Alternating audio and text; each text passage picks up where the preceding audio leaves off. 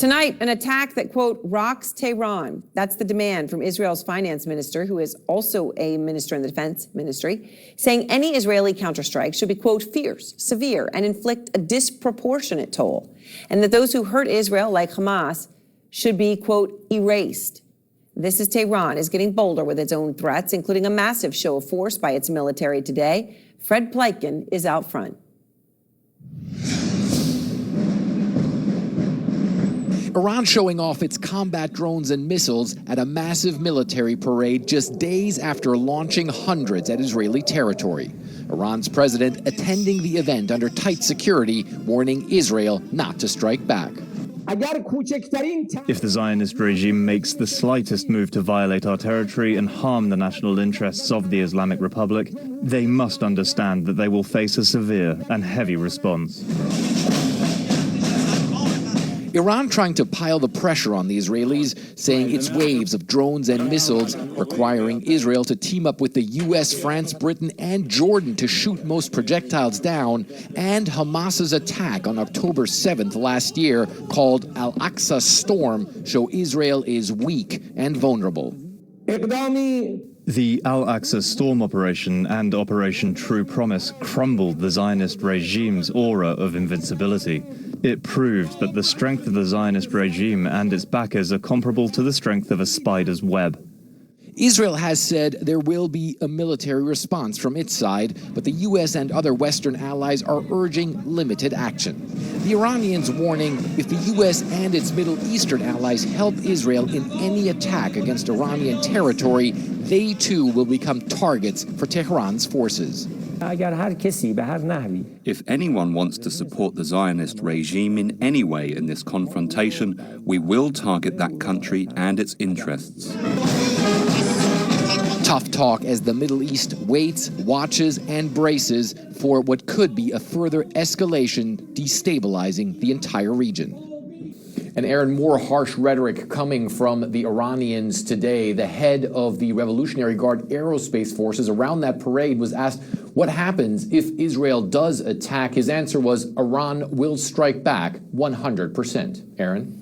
Fred, thank you very much. And out front now, Seth Jones, Senior Vice President at the Center for Strategic and International Studies.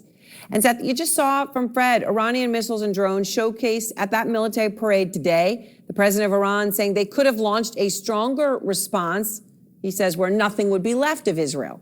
So what are the facts? How deep, how formidable is the Iranian arsenal?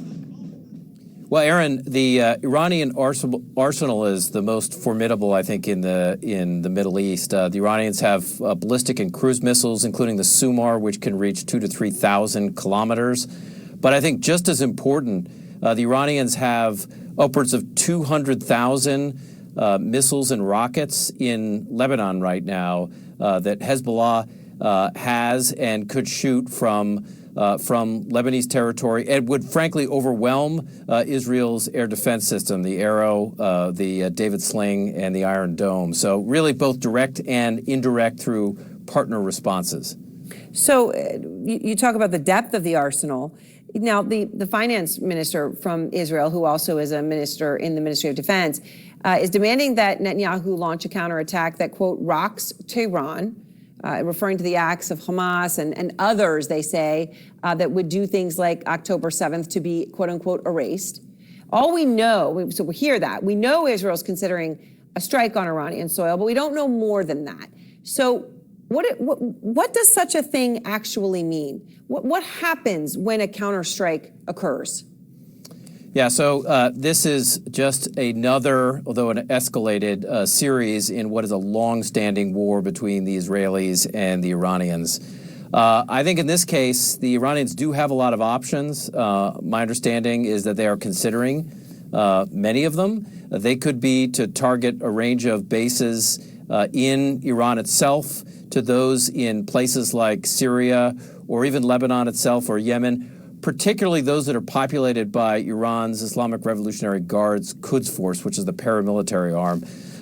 There are some other options. The former head of the Mossad, is Israel's former spy agency, a couple of hours ago also said the Israeli cabinet is considering targeting Iran's nuclear infrastructure, which would definitely be an escalation. So I think they are considering a lot of the options and probably trying to take an action that makes them look serious, but not get them into a complete all-out war.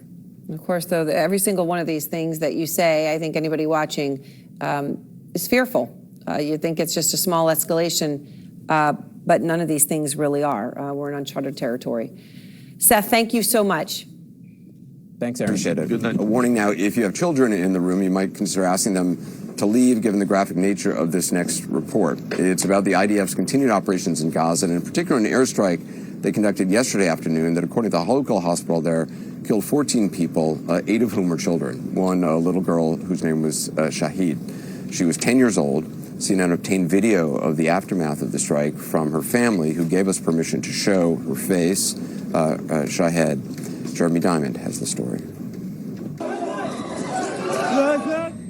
A moment frozen in time. The bodies of at least 4 children splayed around a foosball table. Laughter and shrieks of joy silenced in an instant. Blood now marking where they stood only minutes earlier. Shahed, no way. Shahed, my beloved, her cousin screams from behind the camera. 10-year-old Shahed is one of those children. Her bright pink pants unmistakable in the arms of the man carrying her away. With her family's consent, CNN has decided to show Shahed in life and death in order to give a face to this war's deadly impact on children. At Al-Aqsa Martyrs Hospital, those who can still be saved arrive alongside those who cannot. Amid the chaos, Shahed's pink pants dangling as a doctor confirms what is tragically obvious. But Shahed is not alone. She is one of 8 children who died on that crowded street in Al-Maghazi. The hospital says they were killed in an Israeli airstrike. The Israeli military said the incident is under review. One after another, their small bodies arrive at the hospital's morgue and into the arms of grieving parents. His eyes swollen and red, the father of 9-year-old Lujain recounts his daughter's last moments, playing foosball with her friends. This is my eldest daughter, he says. A drone strike hit them while they were playing. They're all children. Hours earlier, Yusuf was one of those children, playing alongside Shahed and Lujain when he was suddenly killed in a war he did not choose. His mother still clinging to her son.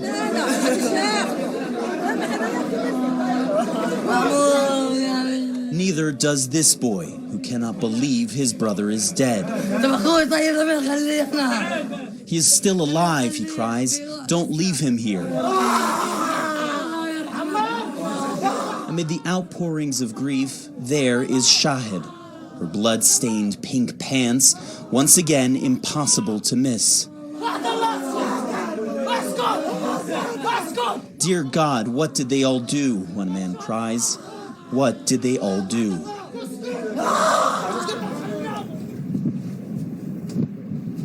Jeremy Diamond joins us now. I mean, just the brutality of this war is just, it's horrific. Yeah, you know, Anderson, we rarely make the decision to actually show the faces of the dead. In this case, we got the family's permission, and we felt it was important to humanize the victims of this war. Every 10 minutes in Gaza, a child is killed or wounded. Nearly 14,000 children have been killed since the beginning of this war. And, you know, I've seen a lot of these videos over the course of the last 6 months covering this, and there was something about the image of these children around that foosball table who died, 3 of whom we were able to identify at the morgue subsequently, that just was an absolute gut punch. And I just think it's important to draw attention to the plight of these children, as well as the children who've been orphaned in this war as well. Jeremy Diamond, extraordinary. Thank you. During the Israeli War Cabinet's 6th meeting today since those weekend attacks by Iran, Prime Minister Benjamin Netanyahu had a message for Israel's allies about any forthcoming retaliatory strikes. He thanked them for their support, but said that when it comes to responding to Iran, quote, we will make our own decisions. The comments came shortly after Iran's president said any attack would be, quote, dealt with fiercely and severely. And as Axios and CNN contributor Barak Ravid reported that Israel considered a strike Monday night but decided to postpone it. Sources say it was the second such postponement, this time for, quote, operational reasons. I'm joined now by Ronen Berman, a staff writer for the New York Times Magazine, author of Rise and Kill. Author of Rise and Kill First, The Secret History of Israel's Targeted Assassinations. I've been up for a couple hours, Ronen. Excuse me for that. You have a fascinating article in the Times, you and others. You've learned that the planning for the Iran strike began a long time ago. Yeah. So 2 months before, they already marked this person, Hassan Mahdavi, the commander of the Quds force in Syria and Lebanon, one of the most senior and most experienced, and from the Israeli point of view, most dangerous persons, a person they collect intelligence about for decades, but refrain from killing him, fearing deterioration. But October 7th changed everything. It changed the rules of the game, it changed everything, and Israel thought that killing him would not deteriorate the area into a regional war. They didn't expect the massive response. No, we need to bear in mind that it doesn't totally lack of logic, because they already killed 7 Iranian generals in the exact same place in Damascus, and it did not. You also report that Israel did not inform the U.S. until moments before the attack and at a very low level. Just moments before the attack. It took 2 months to plan. A week before, on 23rd of March, they came to the cabinet to approve. All Israeli intelligence thought that it's not going to deteriorate, but they did say maybe a small-scale attack from the militia supporting Iran or from Iran itself. A few drones maybe, but we reviewed some of the records summarizing everything that happened before the attack by the Israeli defense establishment. There's nothing close in the assessment to the furious Iranian. What's your sense of what has been going on inside that war cabinet? So since the attack that came in the way and the magnitude closer to the latest assessment, they thought that there's going to be, first they thought 10 ballistic missiles, then 60. We ended up with 110. So it just accelerated and enlarged as days passed. But in the first 2 hours, there were people inside the Israeli cabinet that really promote immediate Israel reaction, aggressive reaction. And as we get far away from that day, the chances are getting slimmer and slimmer. Basically, I would say the dilemma is how, from the Israeli point of view, how to strike, but not under some bar, so to show significance. And that needs to be in Iran, but not too high to ignite Iranian reaction and another Israeli reaction, and maybe deterioration to a regional war. So that gap is leading, of course, their calculation, and also American pressure, the world pressure. That has had an impact on the discussion. It has an impact, but on the other hand, and I think maybe better or more forcefully claimed by the military, Israel says it cannot be that Iran is writing the rules of the game. That Israel strike a building in Damascus, but then Iran strike back from Iran to Israeli territory. They don't want that to become the precedent that it's okay for Iran to strike. So will deter Israel to strike in Damascus next time. They feel, though some of them feel, that there's a need to show force, react with force on Iranian ground. It could be what they call under low signature, so again, shadow war, assassinations, explosions, cyber. But some Israeli leaders believe it will not have the same effect. That would lack the sort of public demonstration that they want. That the Iranians wanted to have when they strike. Basically, Israel killed Hassan Mahdavi in order to rewrite the rules of the game, to tell the Iranians you cannot continue to encourage the Houthis or Hezbollah. But they ended up with Iran now writing those rules in their favor. And I'm not sure that they will end up winning this round. And there were some Israeli officials who told my colleague and myself that if they would know that this would be the Iranian reaction, they would not recommend. It's a fascinating article with a lot of details in the New York Times now. Ronen Berman, thank you so much. Thank you so much. Appreciate it.